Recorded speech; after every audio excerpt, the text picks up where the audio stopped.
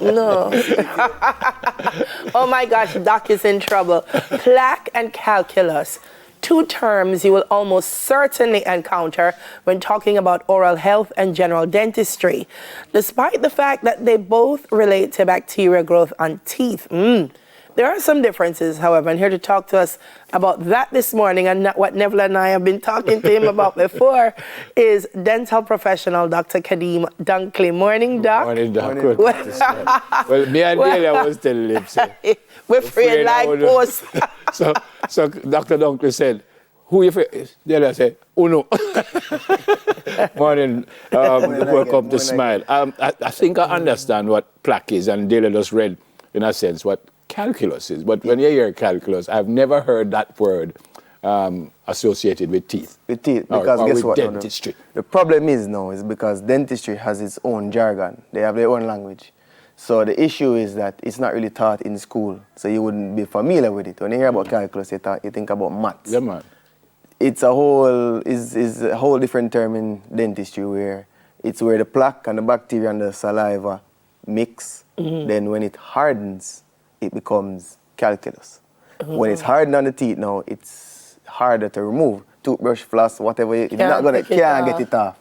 So the only way you have to get it off is to come to us. But if you're afraid...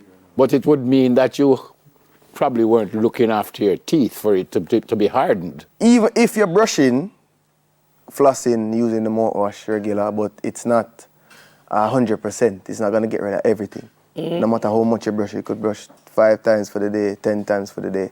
It doesn't change the fact that it's still going to grow because we eat constantly. And once we eat, the bacteria will stick to the tooth. That's why the recommendation is to go to the dentist. Pretty much. Yeah, all right.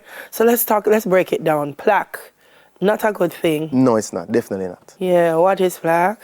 That's just a mixture of the food, the bacteria, because once we eat, the bacteria in our mouth eat as well. Once they eat, they multiply. Okay. Once they multiply, then problems. What we are trying to do is limit that amount. Because you never fully get rid of it, but we want to manage it. That's why we're here. It can actually, so like you can see it sometimes, but that's when it's far advanced. Very bad. Plaque can be there and you don't know it's there. Isn't that correct? Yes. Aye. But that doesn't make no sense. Can you tell me I must brush after I eat, I must brush 2-3 times a day, I must floss, I'm doing all that.